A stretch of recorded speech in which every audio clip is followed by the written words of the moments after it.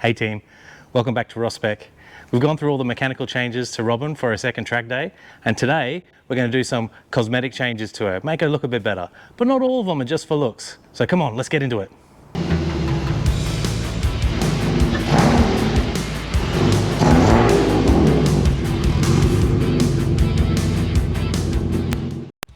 So we're going to start with the back, because the elephant in the room, there's no rear bumper on it, and that really, that makes it stand out.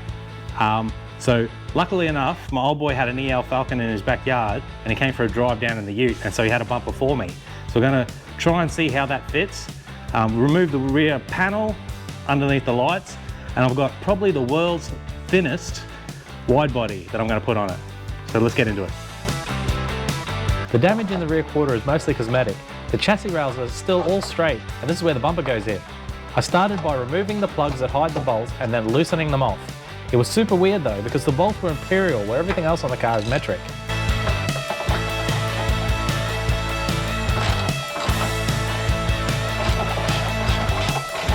I removed the damaged bumper mounts.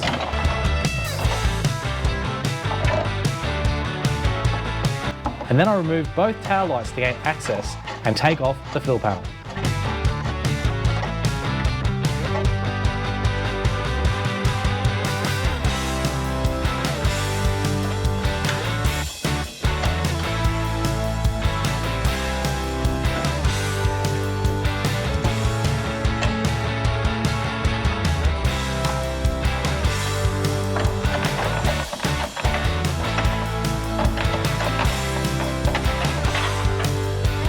We gave it a red hot crack at pumping out the passenger side guard, but the taillight mounting points were still a bit too sunken. So I took the opportunity to give them a bit of a tweak so the taillight attached better. Then the taillights went back in and I could offer up the new rear bumper. And just like that, the rear bumper was back on. Probably the first time in years. I only taped up the corners because I'm just mocking it on there at this stage. Taillights are back in, but the fill panel is not. The tail lights normally need to come out for that to go in, but this is where I'm going to start putting on the world's narrowest wide body, and it'll become apparent why I've left it out. While I joke about installing the narrowest wide body, when I was actually thinking about the rear guard damage, it occurred to me that people have been running El Falcons in Speedway for years. After an exploratory mission to Toowoomba Speedway, I organised myself a set of fiberglass over fenders. They simply slip on over the existing bodywork, and initially I held them on with some race tape.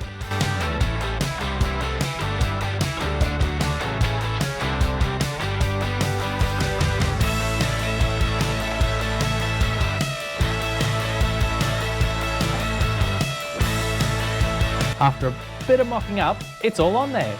Due to the damage on the passenger side, they didn't fit as good as the driver's side, but it should screw up alright.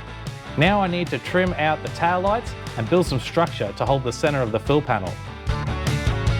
For the structure in the center, I ended up cutting up the old fill panel and bolting it back in place. Then it was time to screw on the guards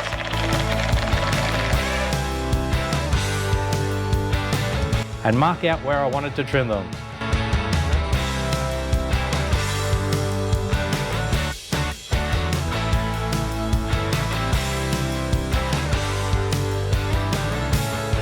Then the job I was not looking forward to, trimming the excess material with my Dremel. And here is the first guard chopped. Now, I chopped it short because I was going to edge my way out to the end, but in the end, it sort of made a custom looking tail light. I actually quite like it. So now the trick is going to be, trying to make exactly the same shape on the other side. To attempt to make the same shape on the other side, I made a masking tape template, flipped it over and marked it out. Then it was back to the Dremel. Now it was time to sort out the bumper corner mounts. I started by removing the factory bolting point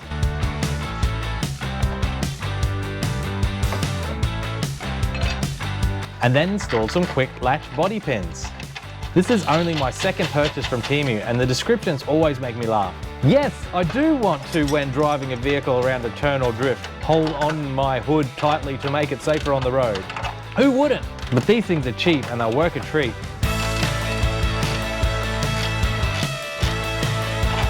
To mark the hole location, I put a bit of grease on the end of the pin and then drilled it to that spot.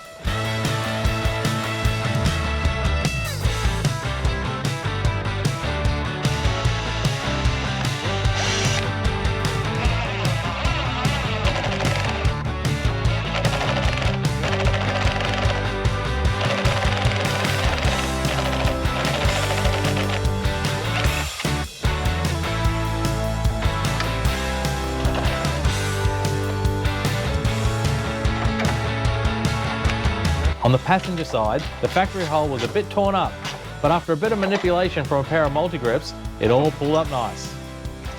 All right, that's the back bumper and guard related panels all on there, mocked up. Now I still have to put the 2 screws in here, but I need to blow the whole back of the car apart again because all that crumminess that you saw underneath, I'm going to clean that all up and I'm going to give it a bit of a touch up. But we've got 2 clean guards, custom taillights, and a bumper on there. I started by vacuuming out the boot, then washing it up, and finally some of the degreaser and the gurney. I gave the area that would be under the guards and bumper a quick scuff down, masked it up. Now it's time for rust removal. Kill rust removal. If you can't see it, it isn't there, right? Once the paint was down, it did give me some US cop car vibes about it. So the driver's side doors aren't too bad, but on this side, I think these doors are past saving. So luckily the EL that provided the bumper provided me some doors as well.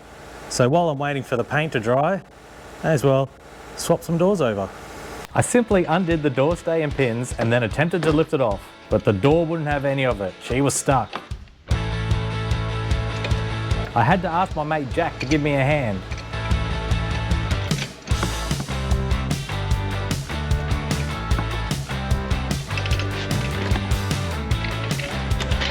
And it was the same deal with the back door.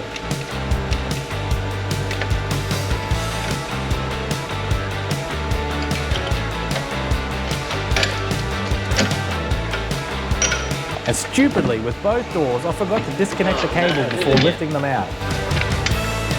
Then the new doors simply slipped on the pins and closed perfectly. So both the doors are on.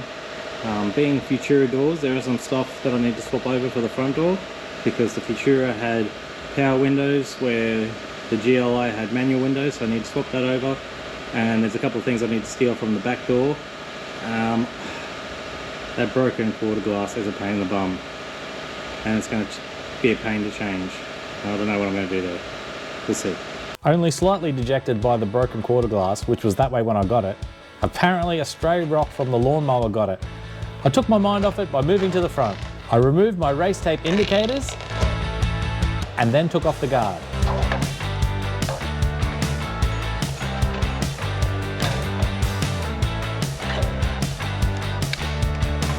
It was filthy under here too, so I gave it a bit of a clean up and I found a new set of gardening gloves. I removed the old indicator, then put on the new guard.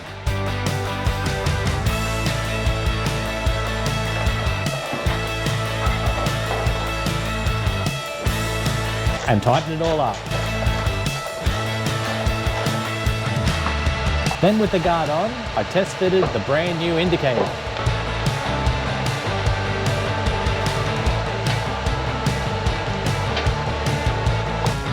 With that sorted, it was time to roll the guard a bit and make sure I had plenty of tyre clearance.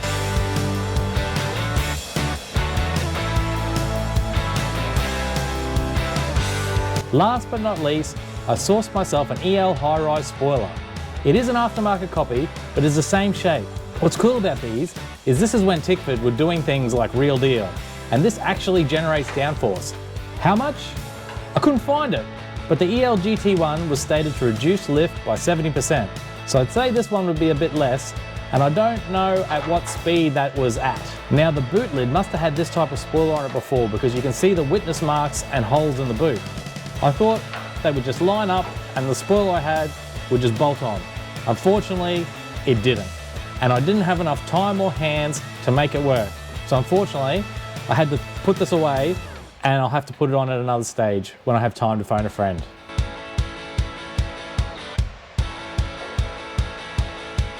Sad again, I removed the front bumper.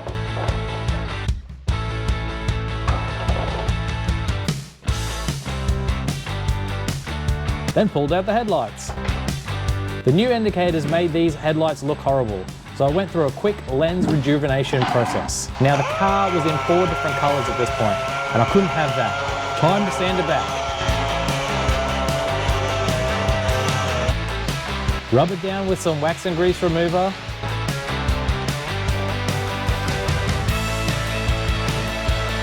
Mask it up and put the rear guards back on.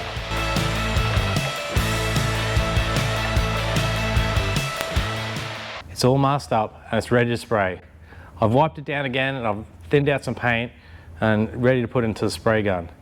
Now, I'm not going to lie, I'm absolutely running out of time here, so that's why it's been a bit of a rush job, and I'm actually painting in the dark. The lights in here are pretty good and they're pretty bright, but probably not bright enough to be proper painting. So I'm going to change the blue overalls for some white ones and see how I go. The other thing I'd like to tell you is I actually haven't painted a car in almost 20 years. So what could go wrong? What could go wrong? Well, I guess there's a lot. I started with a few squirts on the window to check out the gun settings and make sure I was happy enough with the fan. But then it was time to start laying it on. Well, you can't see it from here. I did get the family to write their names on the driver's door so I could seal it in the paint. That way they can always be with me at the track, even if they can't make it. I do have to thank Automotive Paint Supplies in Brendale. They really helped me out with the paint. I originally thought I'd have to go with a sealer, paint coat, and a clear, but they hooked me up with this enamel paint in the factory colour, and it went on so easy. Have a look at that. Finished the second coat, and you know what? It doesn't look too bad. It's all one colour, it's white. It's not going to win any awards. There is some, I got a bit overzealous in some places, and there's a couple of runs around the place, but it's all white. I doubt this car has been all one colour in a very, very long time. It'll be interesting to see it out in the sun. I'm sure I've missed some spots, but in this light, I ran a torch over it around all the corners just to make sure there was nothing that I could obviously see that was missing. But yep, that's it. Now we'll let it set overnight and unwrap her. Before I got too ahead of myself, I did a little bit more kill rust repair on the sills. But then it was time to unmask her and put her back together. You might think I'm stupid, but I've loved this car from the first time I saw it in a photo, in real life, in HQ, and at the track. But now I'm totally smitten. Look at that, she's all one colour. There's no bruises on the bumper from bashing into walls and cars. It's got real indicators instead of race tape. Brand new side mirrors, and the doors, no witness marks from cars parking their tyre in there. And on the back we've got the world's narrowest widebody. I'm having second thoughts about my custom taillight cutouts, especially since they're a bit wonky left to right, but that is a job for another day. I'm loving the Temu Quick-latches. I wanted to put them on the front bumper too, but I didn't have time. And we've got the race numbers on the side in the window. The only thing about it now is it might be too wide. There's still a few cosmetic updates that I want to add to it down the track, so maybe next time I'll add a bit of a livery too. The next time you see her, she'll be flying down the track at Queensland Raceway. I don't know how much quicker she'll be, but I'm going to give it a red hot crack to shave some time off here and there. Don't forget to like and subscribe if you want to see how she goes. And until next time, remember, there is more to going fast than going fast. Catch you later.